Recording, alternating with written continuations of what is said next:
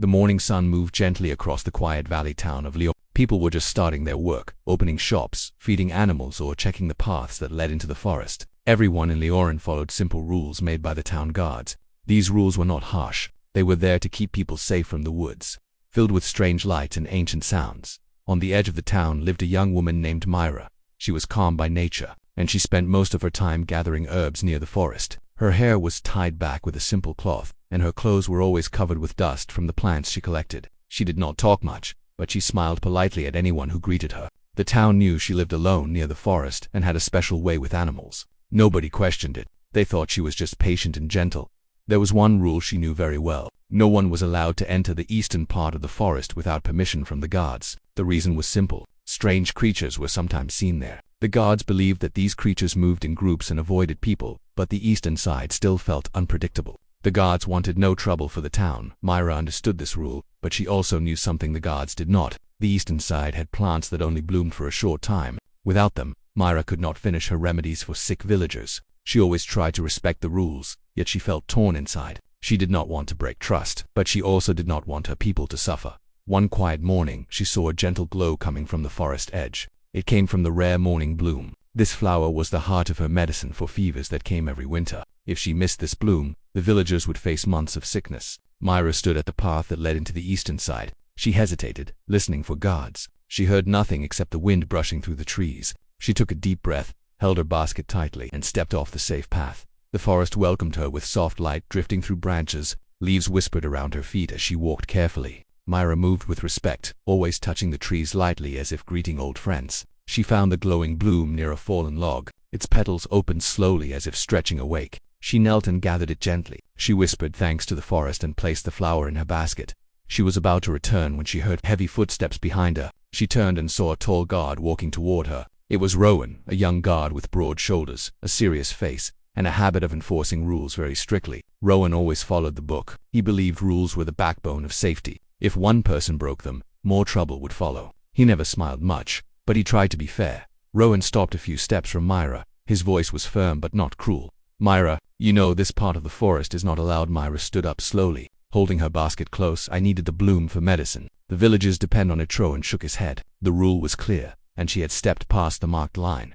"You should have asked permission. Walking here alone is against the guidelines. You could have been harmed." Myra did not argue. She only looked at the ground, feeling a mix of guilt and worry. She never wanted to cause problems. She only wanted to help. Rowan stepped closer, not to threaten her but to take her back to the safe path. Still, his tone was firm. The rules had been broken, and he believed he had to address it. "I have to report this. I cannot ignore it." Myra felt her heart sink. Reporting meant long questioning by other guards. It meant losing trust. It meant she might not be allowed to gather plants again without someone watching her. She felt trapped in her own good intentions. Before Myra could explain further, Rowan raised his hand, signaling her to follow. His rules did not leave space for discussion. Myra felt the air shift around her. A quiet tension filled the forest as if the trees were watching closely. She tried to step forward, but something deep in the forest responded to her troubled heart. A soft growl rolled through the trees.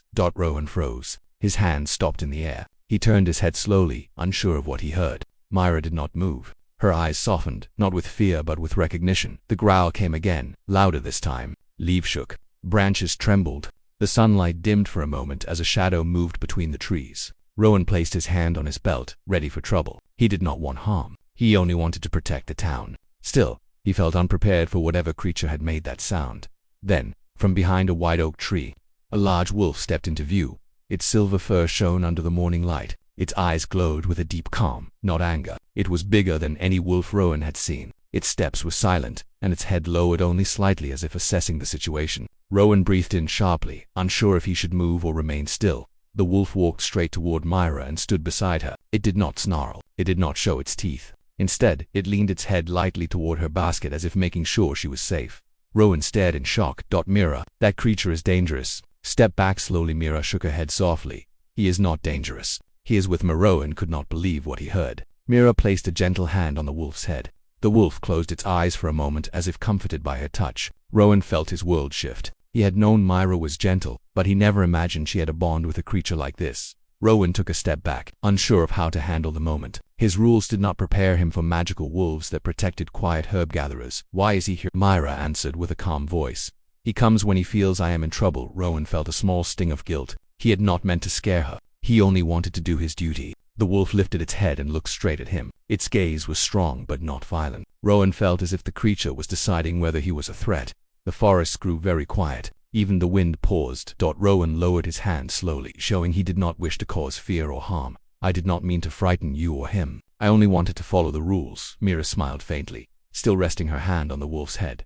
I understand, but I could not let the bloom go to waste. The wolf took a step forward, stopping between them as if making sure there was no misunderstanding. Rowan looked at the creature with respect now instead of fear. He spoke slower, calmer. Let us return to the path together. No reports, just understanding. Mira nodded gratefully.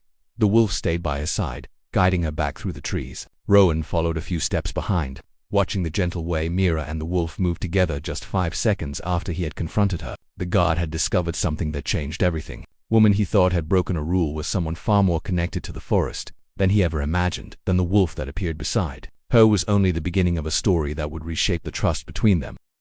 The forest path felt different as Mira, Rowan, and the silver wolf walked back toward the town line. Sunlight filtered through the branches in soft patches. Birds watched from above, curious but quiet. Rowan kept a careful distance from the wolf, unsure of its nature but sensing its calm. Mira walked with steady steps, her hand resting lightly on the wolf's fur as if they were one rhythm. Rowan had so many questions, but he waited. He felt that any sudden movement or strong tone could worry the wolf again. His usual confidence as a guard felt smaller now. He had spent years training, learning how to face danger, but nothing in his lessons prepared him for a companion like this creature. When they reached the forest edge, the wolf paused. It lifted its head, sniffing the air as if searching for something unseen. Its ears tilted forward, alert. Mira turned to it with concern. What as if the wolf did not growl, but its tail lowered and its stance became firm. Rowan watched carefully, noticing the change. Is something coming? Mira looked at Rowan, her eyes steady. He senses something unusual. He comes only when there is a reason. Rowan frowned. His instincts as a guard tightened. He scanned the trees, the bushes, the clearings. Everything looked normal, but the wolf's body told a different story. This creature of the forest would not act without purpose. The wolf stepped forward again, placing itself between the trees and the two humans. Its eyes followed something far in the distance. Mira touched its back gently. Do you want me to stay out of the forest today? The wolf gave a slow nod. Rowan blinked in surprise. He had never seen an animal communicate with that level of understanding. Rowan cleared his throat. Mira, I think we should talk to the chief guard. If something is in the forest, we need to be ready. Mira shook her head softly.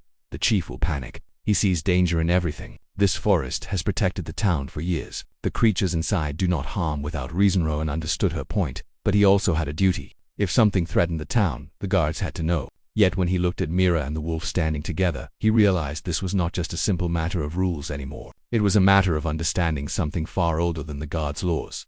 The wolf turned and nudged Mira's hand, guiding her toward the small hill near her home. Rowan followed, not wanting to leave them alone while the creature sensed a disturbance. They reached Mira's house, a quiet wooden cabin with herbs hanging near the window and tools placed neatly along the wall.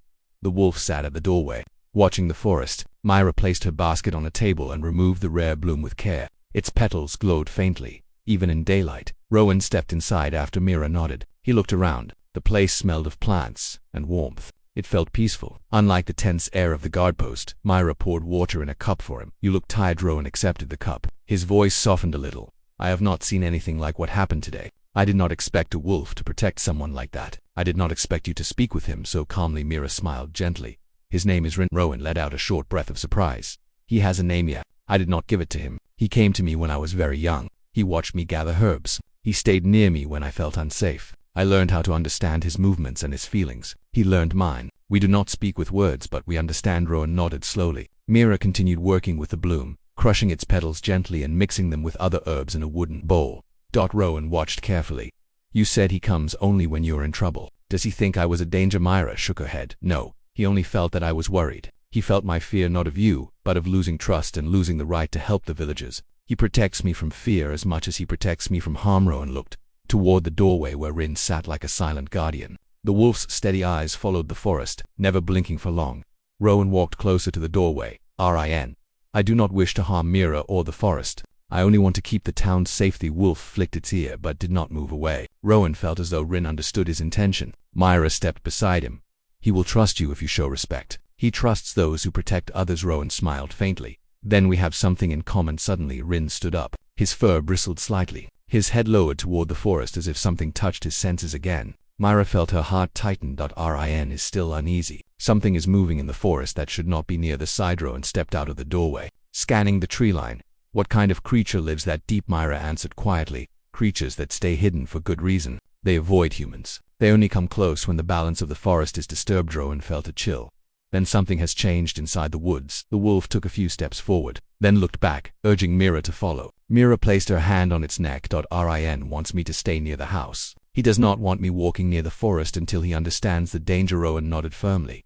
Then I will stay here too. If something approaches, it is better that you are not alone. Myra looked at him with gentle gratitude. I appreciate that. Rowan stood at the edge of her yard. He watched the forest with Rin beside him. The wolf's muscles stayed tight, prepared. Myra finished mixing the medicine inside, but she kept looking out the window, worried for both of them. As time passed, Rohan noticed a faint movement in the shadows, a flicker of gray, then nothing. He narrowed his eyes. The wolf growled low, warning him. Rowan felt his chest tightened on something is really out there. A moment later, a branch snapped deep in the woods. Rin stepped forward, protective and ready. Rowan placed his hand on the wooden fence, not reaching for a weapon but preparing to react if needed. Myra ran outside. What is happening? Rin growled again. Louder this time, his tail raised. His stance lowered. He was ready to defend. Rowan pointed toward the trees. There is something big moving. Not a wolf. Not a deer. Something else. Myra looked at the forest with quiet fear. I have heard old stories. Some creatures wake only when the forest is disturbed. If they move too close to the town, there could be trouble. Rowan faced her calmly. Then we must stop it before it reaches the town. Rin stepped between them again, eyes glowing with a silent message. He does not want us to enter the forest. Not yet. Rowan looked down at the wolf. Then what should we do? Myra placed her hand on Rin's back. We wait. Rin knows the forest. He will guide us when the time is right. Rowan nodded, trusting Rin's instincts for the first time. As the three stood together at the forest edge, the trees whispered with a warning wind. Something ancient had awakened inside the woods. And Rin, the silver wolf, was preparing for what came next. The air around Myra's home stayed still as the sun moved across the sky. Rowan stood beside the wooden fence, watching the forest line carefully. Rin, the silver wolf, remained alert, his sharp eyes never leaving the shifting shadows. Myra stayed close, her hands folded together, trying to calm her own thoughts. Rowan kept replaying the strange movement he had seen in the forest. It was not an animal he recognized. It had moved too smoothly, too quietly. It was as if the shadows themselves had taken shape for a moment. The sound of the snapping branch still echoed in his mind. After a long stretch of silence, Rowan walked toward the porch where Myra stood.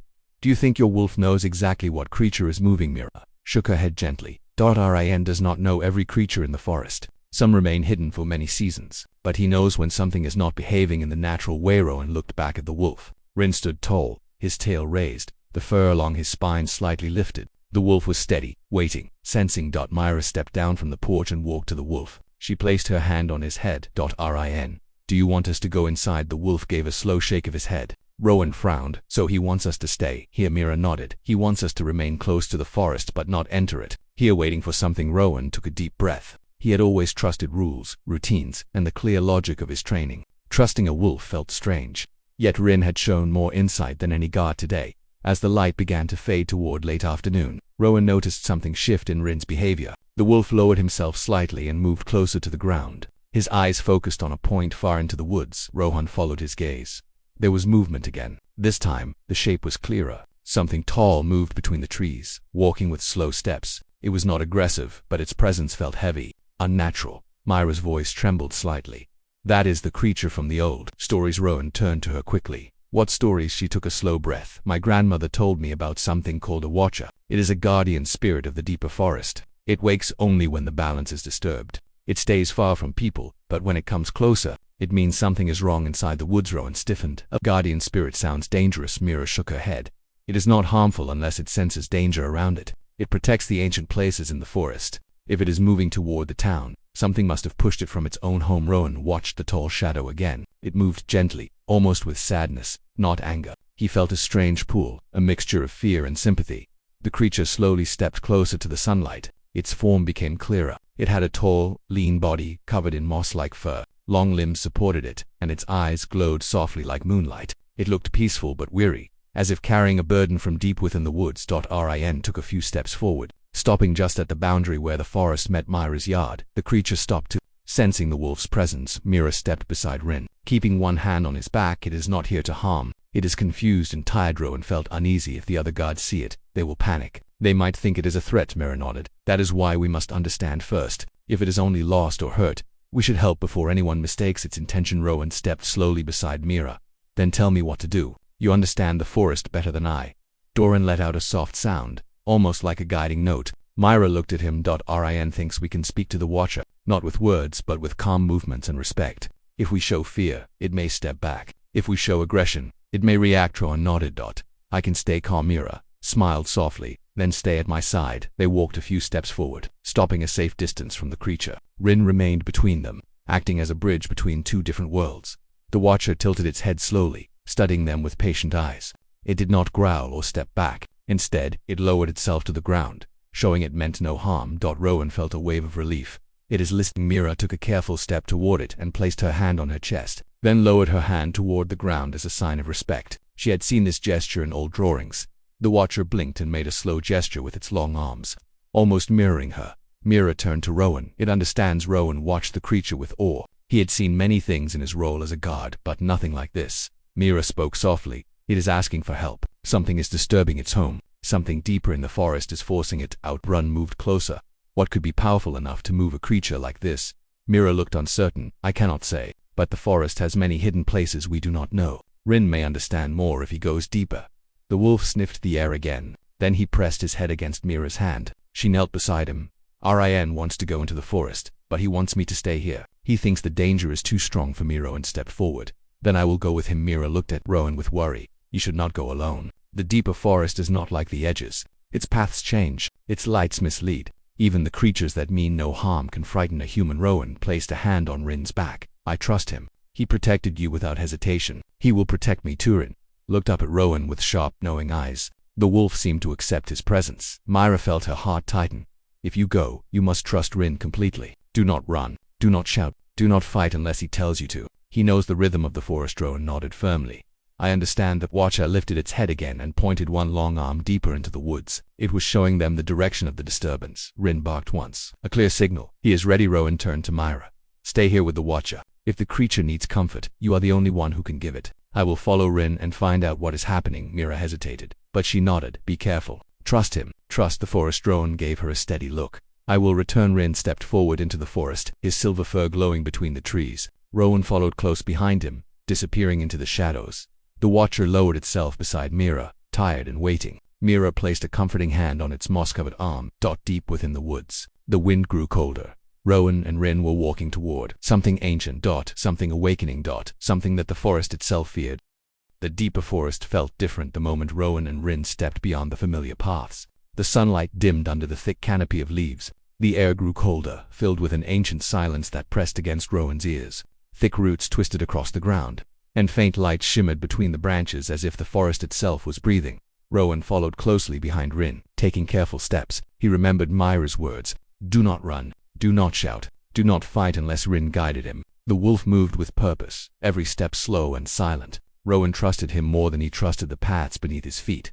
The forest had changed. Rowan felt it in the coldness that brushed against his skin. The moss under his boots felt damp, and the leaves rustled without wind. It was as if the forest was waiting for something. Rin stopped suddenly. His ears lifted, and his tail lowered. Rowan halted as well, sensing the shift. What is it? The wolf sniffed the air and let out a low sound. It was not a warning growl, but a sound that carried worry. Rin walked forward slowly, and Rowan followed until they reached a narrow clearing. In the center of the clearing, the ground had darkened, not from burns or claws. It looked as if the life had been drained out of the earth itself. The grass had lost its color, turning dull gray. The soil looked thin, cracked, and dry. Rowan knelt and touched the ground. It felt cold, unnaturally so. Rin stepped closer and circled the area. His fur rose slightly. Rowan whispered. Something took the life from this place. Rin looked back at him, eyes sharp and serious. Rowan understood the message. This was the source of the disturbance. Something powerful had passed through here, and the forest had reacted with fear. Branches above them shook even though the air was still. A soft vibration moved under Rowan's boots, like a distant heartbeat deep in the earth. Rin pressed his nose to the ground and let out another sound, one filled with unease. Rowan stood slowly. Whatever caused this is still closer, and nodded once, then turned sharply toward a narrow passage between two large stones. The opening looked unnatural, almost as if two giant hands had pushed the stones apart. Rowan stepped after the wolf, feeling the temperature drop further as they moved between the rocks. On the other side, the forest grew darker. Here, even the smallest plants seemed tense. The roots curled upward as if trying to avoid something. The trees leaned away from the path. Their branches twisted like warning fingers. Rin moved cautiously, his steps lighter than before. Rowan whispered. Rin. If this place is too dangerous, we can go back. The wolf turned his head and fixed Rowan with a firm look. Rowan sighed. All right. Lead on. After a few more cautious steps, they reached another clearing. This one was larger, surrounded by tall trees whose bark seemed scraped in long, strange patterns. The air felt heavy, pressing against Rowan's chest. Rin growled softly, not in anger but in alarm. Then Rowan saw it. A shape moved near the center of the clearing. At first, Rowan thought it was a tree stump, but then it shifted. Slowly, it rose to its full height. Its form was tall and thin, covered in tangled vines and glowing lines that pulsed like veins. Its eyes were dark, not glowing like the Watcher's, but deep like wells of shadow. Rowan took in a breath, steadying himself. This is the creature that drove the Watcher from its home. Rin moved in front of Rowan, placing himself between the man and the towering shape. The creature tilted its head slowly, studying the wolf with a curious stillness. Its movements were silent, almost elegant, but they carried an unsettling weight. Rowan whispered to Rin, "Does it understand?" Usarin did not respond with a sound. Instead, he lowered his body into a defensive stance. Rowan felt his heart tighten. Rin rarely showed aggression, which meant this creature was truly dangerous. The creature lifted one long arm made of twisting vines. Rowan expected a strike, but the creature simply pointed toward the ground, drawing a long mark in the dirt. The mark glowed faintly, pulsing. Rowan stared. Is it communicating? Ren moved closer to the drawing. He sniffed it, then stepped back with concern. Rowan crouched and examined the mark. It resembled a large circle with cracks spreading from the center. Myra had mentioned balance. The Watcher had been pushed from its place. This mark looked like a warning. The creature stepped closer. Its movements remained slow but purposeful. Rowan's pulse quickened, but Rin did not move. The wolf remained steady, watching carefully. Rowan asked softly, "Is the forest breaking?" The creature turned its dark eyes toward him. It did not blink. Its right arm lowered, and a faint trembling traveled through the ground. The creature pointed again toward the deeper woods. Its body seemed to shake slightly, as if holding back something heavy. Rowan understood. Something even deeper is causing this. Rin made a sudden sound. The creature stepped back, startled by the wolf's call. Rowan felt the air shift, as if the forest itself had reacted. Then, from the far edge of the clearing, a sudden burst of cold wind rushed toward them. Trees bent slightly. Leaves flew into the air. Rin jumped in front of Rowan as a sharp howl echoed through the woods, a sound Rowan had never heard before. It was neither animal nor spirit. It felt ancient, angry, and in great pain. The creature made of vines stepped back, lowering its head as if showing fear. Rowan looked at Rin. "That is something worse coming." Rin barked loudly, signaling Rowan to move. The wolf pressed himself gently against Rowan's leg to guide him away. Rowan glanced once more at the strange vine creature. It seemed afraid, not hostile. It was warning them. Rowan spoke toward it. "We will not harm you. We only want to understand." The creature lifted its head slightly, then slowly vanished between the trees, blending with the forest as if fading into it. Rin nudged Rowan again. The wolf's urgency grew stronger. "All right, I am coming." They ran together through the winding paths, branches brushing against their clothes and fur. Rowan struggled to keep up, but Rin slowed just enough to help him through the roughest patches. When the forest opened into a familiar glade near Mira's home, Rowan saw Mira still with the Watcher. She looked relieved when she saw him, but worried by the expression on his face. Rohan rushed toward her. "Myra, something dangerous is awake in the deeper woods." It forced the Watcher out and frightened another forest creature. The air was cold, and the ground was drained of life. Mira placed a hand on her chest. "What does this mean?" Rowan looked at Rin, who stared into the forest with tense eyes. "Something ancient is moving. Something even the forest creatures fear." The Watcher lowered its head, trembling. Myra placed her hand on its moss-covered arm. "Rin believes we must act soon." Rowan took a deep breath. "Then in the final part of this story, we will need to face whatever has awakened, and I will stand with both of you." Rin lifted his head, his eyes glowing with determination. The forest's deepest secret was calling. The sun rose slowly over the quiet mountain valley. Its warm light fell across the small campsite where Mira and Ethan had spent the night. The fire had become soft ash. A gentle breeze moved through the tall grass around them. Birds began to call from the trees. It was a calm morning, but both Myra and Ethan understood that this day would decide everything. Myra sat near the cliff edge with her knees pulled close. Her silver eyes watched the horizon. She felt calm yet heavy inside. Their long journey, all the danger, all the confusion, had brought them here. Behind her, Ethan finished packing their bags. He watched her for a moment. He knew she was thinking about what the council of her people would decide. Today they would enter the mountain city. Today Myra would face her elders. Today Ethan would stand beside her as her chosen partner. And today both of them would learn if Mira's people would accept the truth or reject it. Ethan walked to her and sat down. He placed a hand on the ground beside her. She looked at him. He smiled a little. "Are you ready?" she breathed slowly. "I am ready," she said, but her voice trembled just a little. He nodded. "Whatever happens, we face it together." She felt his words settle inside her. Since the day she first met him, she had felt something strong and honest in him. He was different from how her people described humans. He was patient and kind. He protected her. More than that, he respected her. And now she felt strong only because he stood beside her. They walked down the path that led to the mountain city. The large stone gates stood open. Guards watched them carefully but did not stop them. Mira walked ahead with her head high. Ethan walked at her side with calm steps. The guards whispered. Some looked surprised. Many had never seen a human so close. Inside the city, the air was cool and filled with the scent of stone and deep earth. Tall pillars carved with ancient symbols lined the path. Far ahead, a wide hall waited. It was the Hall of Judgment where the elders gathered. People stepped aside as Mira and Ethan walked forward. Many stared. Some whispered in confusion. A few looked angry, but none approached. Myra kept her steps steady. She told herself to be brave. She told herself that she had chosen her path with a clear heart. The door to the hall opened. Bright white light spilled out. Myra and Ethan entered. The elders sat in a wide circle. Their robes were made of pale silk that shimmered in the light. Their faces were calm but serious. At the center of the circle stood the tall crystal that held the history of Myra's people. It glowed faintly as if it sensed the moment.